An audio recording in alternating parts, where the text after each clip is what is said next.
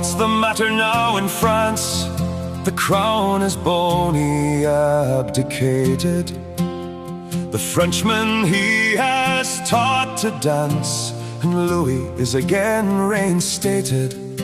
See what ambition now has done. He has lost his friend and bosom crony. His regal ensigns all are gone, and Frenchmen have deserted Boney.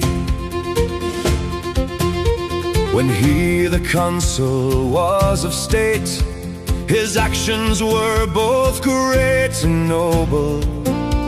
And while he did for freedom fight, success did always crown his eagle.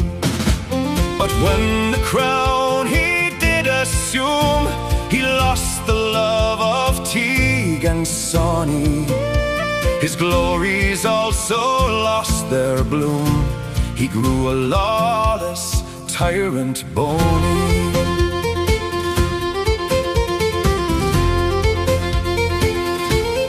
Josephine next he did discard, and this created some alarms. She bowed submission, this was hard. He brought a princess to his arms to breed an heir. Louisa came from Austria. Was this not funny? For to be styled the king of Rome, so great a man was fallen Boney. He might be happy still in France, had he but ruled in moderation. But as his fortune did advance, his powers grew to usurpation.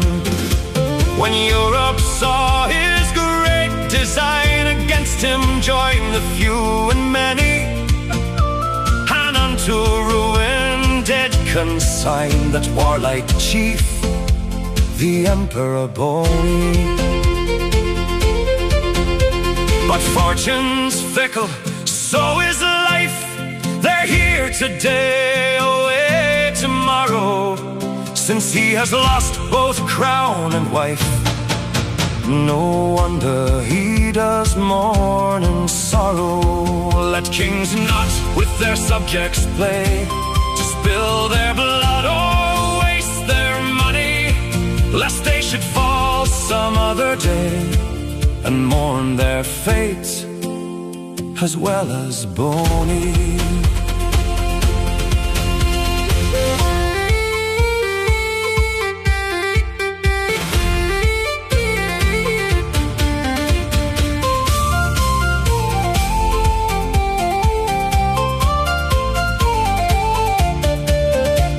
In politics I've little skill, I rhyme away when I'm in humor.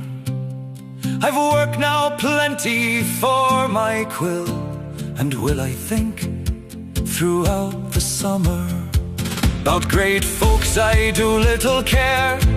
I'll take my glass and kiss my honey, for I partake of comforts here unknown to emperors, kings or Boney.